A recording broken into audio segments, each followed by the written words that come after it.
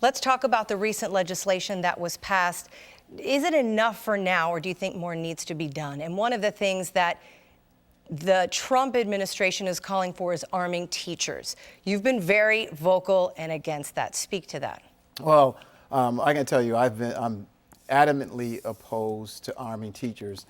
Our teachers in Broward, and I would say throughout this country, have enough on their plate in order to provide the educational services that we demand of them. Teachers are I think, significantly underpaid in terms of the value they provide. So my view is, instead of trying to arm teachers with guns, we need to be arming them with more compensation in their pockets. We need to provide better benefits for them. We need to have more respect for this profession. If we want to make our campuses safer, we need to invest in more law enforcement personnel on campus, not armed teachers. There's so much that can go wrong with that. I mean, you can think of scenarios where there's an incident at a school, law enforcement shows up, and how do they determine who is the actual shooter that they need to deal with? You have more guns on campus now, so that creates more and more opportunities for something to go wrong. There's really no upside to doing this other than selling more guns in the United States. And to see that this incident was the result of guns, why would the solution be to add more guns into the environment? So I don't believe that is a good solution for us at all. The governor has sided with you. He's been against arming teachers as well. Just for clarity, this is being recorded on a Thursday. That legislation is sitting on his desk. He could choose to veto it altogether. He could strike part of that out. He could sign this. What would you like to see him do?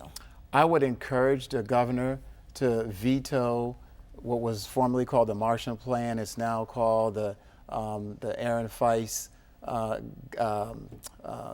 protection piece of the bill, right. But it essentially allows school districts to arm non-classroom personnel.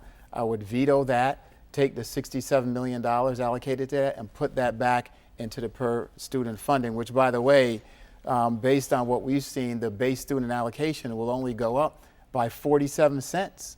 47 cents. That isn't going to leave us any dollars to really improve teacher salaries and address some of the other issues that we have in our district. So I would encourage the governor to do that. And to the governor's credit, throughout this whole entire incident, he's been very connected. I spoke to him. He called daily. He attended many of the funerals. He spent a lot of time in Broward County. He listened to students, he listened to parents, and he put forth a proposal that was reflective of his time here and being proximate to the situation. I think he was sensitized to it, and so I give him much credit for that. Unfortunately, that did not translate into what we saw coming out of the legislature. So we have a bill. It's not perfect, but it is a start, and we need to continue to move forward to get more legislation, more common sense gun control. There should have been something on the table to ban assault rifles. That hasn't occurred. Which is what the students wanted. That's what they went up there and lobbied for. That's what the students want. There's been surveys done across the state of Florida. A recent poll shows that the majority of people in this state, they are for improving background checks. They are for having controls and limits on assault rifles, which have no purpose but to serve as machines of war and kill people. So we have to get to that point. The future of our society, the future of our children depend on it. Let's talk about this legislation. There are several pieces. One, obviously, is the gun control piece, raising the age from 18 to 21 in order to buy a firearm, expanding the 3-day waiting period for all firearms, banning bump stocks. The other piece is a $400 million package for mental health. And then the other portion is also for school safety and, again, the Marshall program. The parents, again, of Parkland and 2 of the fathers did go up and they wanted this bill as it is to be passed. So do you think that even though you're saying it's not enough, do you think that it's good for now? It's a starting point. Yeah, and I think if you were to sit down and talk to these parents at any length, they would share a similar perspective.